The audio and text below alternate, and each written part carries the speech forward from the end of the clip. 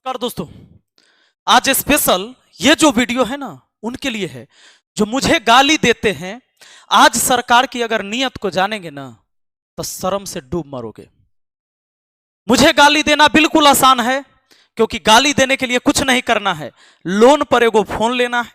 पिताजी भले ही घर में बीमार पड़े हुए होंगे, एक लोटा पानी नहीं देगा उनको, लेकिन वो जो फोन खरीद लिया है लोन पर, उससे हमारा गाली देना तुम्हारे लिए आसान होगा। लेकिन आज हम आपको बताते हैं, अगर बात पिताजी की, दादाजी की आ गई है तो उनका एक अधिकार बनता है। हमारा संविधान उनको अधिकार देता है कि सरकार उनकी देखभाल करे, क्योंकि तुम गालीबाज निकम्मा औलाद अपने बाप मां की सेवा नहीं कर सकते। तो उनके लिए स्पेशल स्कीम था वृद्धा पेंशन योजना। वृद्धा पेंशन योजना की सच्चाई तुम जानो।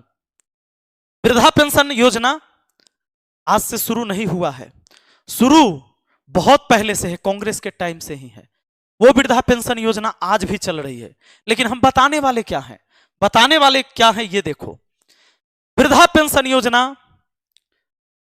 जब कांग्रेस की सरकार थी उस टाइम भी केंद्र सरकार 200 रुपया देती थी। केंद्र सरकार देती है 200 रुपया और राज्य सरकार अपने तरफ से फिर मिलाकर देती है। जैसा कि आप बिहार में जानते हैं 400 रुपया मिलता है। जो 60 साल से उम्र जिनका हो जाता है, 60 साल या 60 साल से ऊपर, लेकिन 80 साल से पीछे यानी 79 साल तक, हाँ 69 नहीं 79, अंधभक्त के ही पता नहीं चलेगा। अंधभक्त नहीं बनिए, देशभक्त बनिए। देशभक्त अंधभक्त से बहुत ऊपर की चीज होता है, इसलिए देशभक्त बनना है और किसी का चमचा भी नहीं बनना है। देशभक्त सबसे पहले प्राथमिकता होनी चाहिए आपकी। तो 79 7 पर 9 होता है, समझ लीजिए 6 पर 9 69 होता है। तो अगर 79 साल से ऊपर उम्र यानी 80 साल, यानी 80 या 80 से ऊपर आपकी उम्र हो जाती है तो अपने बिहार में वृद्धा पेंशन, विधवा पेंशन या विकलांग पेंशन 500 रुपया हो गया। और उससे नीचे है यानी 60 साल और 80 साल के बीच में आप आ रहे हैं तो 400 रुपया मिलता है। विधवा पेंशन भी, विकलांग पेंशन भी और वृद्धा पेंशन भी, इन तीनों में से कोई एक ही आपको मिल सकता है। अगर मान लीजिए आप विधवा हैं और आप वृद्ध भी हैं तो आपको एक ही पेंशन आपको मिलेगा। आप विकलांग हैं लेकिन वृद्ध हैं तो एक ही पेंशन मिलेगा। इससे मुझे कोई डाउट नहीं है, कोई दिक्कत नहीं है, यहां कोई डाउट नहीं है। पर एक बात बताओ, 2014 से बीजेपी ने कमान संभाल लिया इस देश का और उस टाइम से 200 रुपया वृद्धा पेंशन सरकार अपने तरफ से दे रही थी और आज भी केंद्र सरकार 200 रुपया देती है। अब आ जाओ इधर, तुमको लगेगा झूठ, हम ऐसे थोड़े आते हैं। यह मध्य प्रदेश के लिए एक लेटर था जिसमें आपको मैं पढ़ाऊंगा। ये जो लेटर लिखा गया 16/4/2013 का ही लेटर है। मध्य प्रदेश में कुछ संशोधन हुआ था और यहां पर देखो मध्य प्रदेश में उस टाइम से 275 रुपया वृद्धा पेंशन शुरू किया गया। तो इसमें क्या है कि आवेदक की आयु तो 60 वर्ष होनी चाहिए, वो सब बात सही है। यहां मेन बात हम आपको यहां समझाना चाहेंगे, 60 वर्ष से 64 वर्ष तक की आयु के हितग्राहियों को प्रति माह 200 केंद्रांश की दर इंदिरा गांधी राष्ट्रीय वृद्धा पेंशन प्रदाय की जाए। यानी 200 रुपया केंद्र के तरफ से उसी समय से दिया जा रहा है और 65 वर्ष 79 वर्ष की आयु के हितग्राहियों के प्रति माह 275 की दर से पेंशन प्रदाय की जाए, जिसमें 200 केंद्रांश तथा 75 रुपया राज्यांश सम्मिलित होगा। मतलब 200 रुपया केंद्र सरकार देगी और 75 रुपया सिर्फ मध्य प्रदेश सरकार, तो हुआ मात्र 275।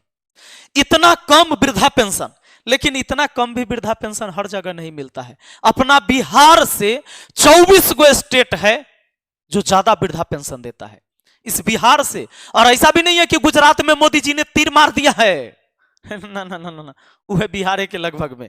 आ जाओ, अब सबसे पहले हम बताते हैं कि सबसे ज्यादा वृद्धा पेंशन देने वाला स्टेट, जरा ध्यान दो। अब एक स्टेट है हरियाणा। हरियाणा ने बढ़ चढ़कर वहां के बुजुर्गों के लिए काम करने के लिए हिस्सा लिया। आपको बता दें, ऐसे बढ़ी रकम कहां, हरियाणा में। सरकारी प्रवक्ता ने बताया कि वर्ष 2013 से 14 में हरियाणा में 1000 रुपए पेंशन मिलती थी। हरियाणा में कितना, 1000, पहले बता दिए हैं।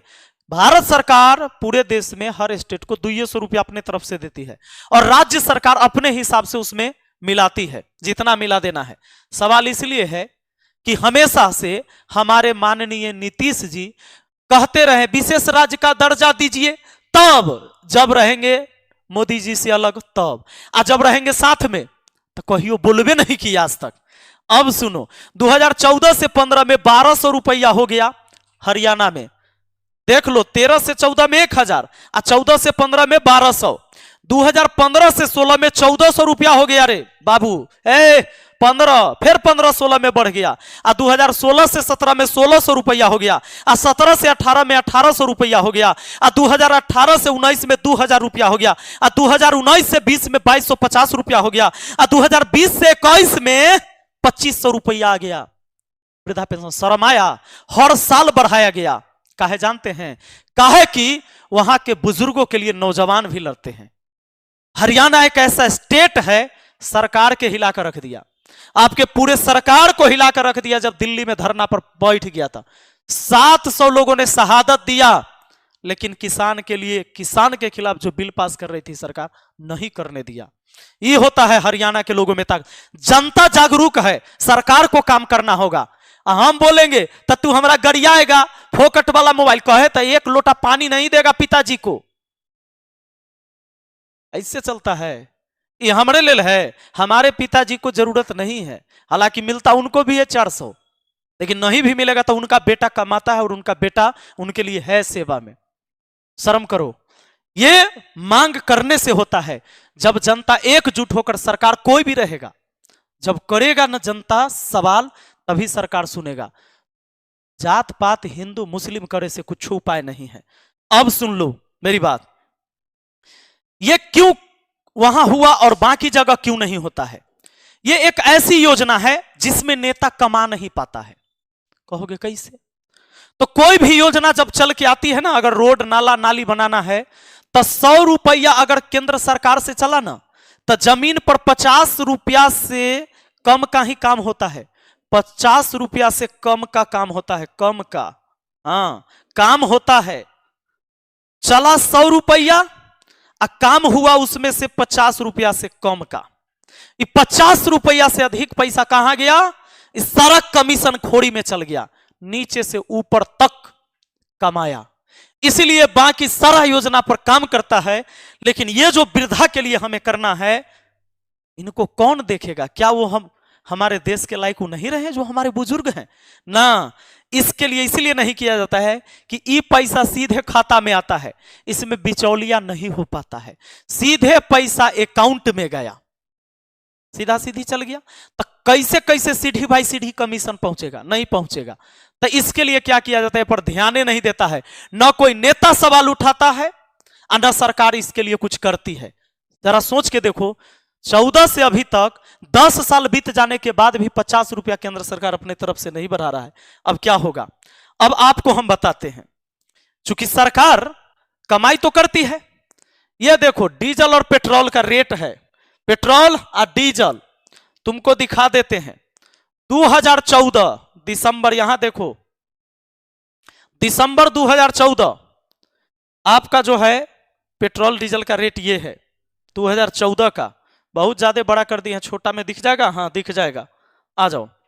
ये है आपका पेट्रोल का रेट 63 रुपया 33 पैसा और 52 रुपया 51 पैसा डीजल का रेट है। अब एक बात बताइए, अभी आपको पता है 63 रुपया 33 पैसा ये जो पेट्रोल का रेट है हो गया है 107 रुपया वर्तमान में। वर्तमान में 107 रुपया हो गया है। लगभग कितना प्रतिशत की वृद्धि हुआ पेट्रोल में पता है आपको? यह हो गया है लगभग 69, लगभग 69.84 आ जाएगा। लगभग 70% की वृद्धि हो गया है, 70% की वृद्धि हो गया है। डीजल का रेट, डीजल का रेट कितना? डीजल हम रेट अभी तुमको गूगल से सर्च करके बता देते हैं। डीजल का रेट कितना हो गया? डीजल का रेट हो गया है 93 रुपया। कहां पर है? 93 रुपया। 28 राज्य के आज डीजल, ये 93 रुपया तो बिहार का, ये तो बहुत पहले का है जी, बहुत पहले का है। तो 93 रुपया भी डीजल होगा तो लगभग 78% वृद्धि हो गया। अगर डीजल 93 होगा तो 78%, आई 107 रुपया हुआ तो 70% की वृद्धि है। हर राज्य में डीजल पेट्रोल का दाम आगे पीछे हो सकता है, ये डेली घटाइत बढ़ाइत भी रहता है। 78% महंगाई बढ़ गया और डीजल पेट्रोल के दाम बढ़ने से मान न लो 70%, 50% बढ़ेगा, 50 का 70% से प्लस बढ़ा। अगर 70% डीजल पेट्रोल के दाम बढ़ा, इसका मतलब है हर चीज का दाम बढ़ गया होगा, क्योंकि डीजल पेट्रोल एक ऐसी चीज है जिसके वजह से हर चीज में दाम बढ़ जाता है अगर इसकी वृद्धि होगी तो। क्योंकि कोई भी सामान पूरे देश में एक्सपोर्ट इंपोर्ट करने में खर्च होता है, भाड़ा में बहुत खर्च हो जाता है। कोई भी चीज की उत्पादन करते टाइम, उसको बनाते समय, निर्माण करते समय उस पर खर्च होता है। डीजल पेट्रोल के बढ़ने से हर चीज का दाम बढ़ता है। लेकिन क्या बुजुर्गों के दवाई का दाम नहीं बढ़ा? ना, 1% नहीं बढ़ा, तभी तो वृद्धा पेंशन नहीं बढ़ाया गया। आज तक सोचो, एक हरियाणा जैसे स्टेट में 2500 चला गया वृद्धा पेंशन, और हमको आज भी मिलता है कितना कितना मिलता है? 400 रुपया, अब 500 रुपया। काहे? हम लोग कम पेट्रोल डीजल यूज करते हैं कि हमारी जनसंख्या कम है कि? बताओ ना, हमारी जनसंख्या बहुत ज्यादा है जी, हरियाणा के मुकाबले बहुत आगे हैं हम लोग। लेकिन नहीं, सरकार इस पर काम नहीं करेगी। क्यों नहीं करेगी जानते हो? सुन लो, क्योंकि ये वो बुजुर्ग है ना, ये वो बुजुर्ग हैं जिनके हड्डी में वो ताकत नहीं रहा है कि आंदोलन पर जाके बैठ सकते हैं। आंदोलन पर कभी बैठे भी तो सरकार सुना नहीं इनको। और आप जैसे नौजवान, जब मैं ये आंकड़ा बताऊंगा तो आप मुझे गाली निकालेंगे, निकालिए गाली। लेकिन सच्चाई यह है, देश इससे चलता है, देश सरकारी योजनाओं से चलता है। सरकारी योजना सही ढंग से चले तब लोग खुशहाल होते हैं। इनके लिए कौन लड़ेगा? कोई नहीं लड़ने वाला है। बिहार सरकार फालतू जगह खर्च करेगी, तन के पैसा फालतू में खर्च हुआ है। 2000 बेंच डेस्क के 2000 रुपया के बेंच डेस्क का बिल 5000 बन रहा है। 1 लाख रुपया में समरसेबल गड़ा जाएगा स्कूल में, 2,64,000 रुपया का समरसेबल गड़ा रहा है। लूटपाट योजना मचा हुआ है, और जहां से अफसर और नेता को कमीशन नहीं मिलेगा उस पर किसी का ध्यान नहीं जाएगा। क्या ये बुजुर्ग हमारे लिए इतने भारी हो गए, इतने बड़े बोझ हो गए कि इनकी जरूरत ही नहीं हमें? शर्म करो, मुझे गाली देने वाले शर्म करो। तुम्हारे गाली देने से मुझे कुछ फर्क नहीं पड़ेगा, क्योंकि जान लो मैं किसी का अंधभक्त होने से पहले देशभक्त होना पसंद करूंगा। बाकी कमेंट में अपनी बातें रख सकते हो। बाकी जिनको वीडियो अच्छा लगा है जरूर शेयर करिएगा, ताकि कुछ लोगों का आंख खुले। सरकार की कभी देखते हैं स्टेज पर खड़ा होकर, बहुत सारे नेता भी आ रहे हैं, लेकिन इस पर कोई गहरी चिंतन, गहरी चर्चा नहीं करता है कि भाई हम वृद्धा के लिए क्या करेंगे। छोड़ देना है इनको रोड पे।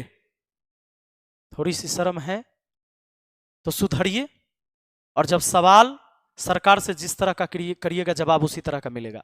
अब सोचो, एक रेलवे प्रोटेस्ट करने वाला एक विद्यार्थी जब प्रोटेस्ट किया है ना, इतिहास में पहली बार रेलवे कैलेंडर जारी किया है। भले हुई एग्जाम बहुत, मतलब पोस्ट बहुत कम दिया है, लेकिन एग्जाम टाइम से लेगा, इसके लिए कैलेंडर जारी किया है। ये मांगने से मिला है। अगर हिंदू मुसलमान मांगोगे तो वही मिलेगा, और अगर विकास मांगोगे तो सरकार वही देगी।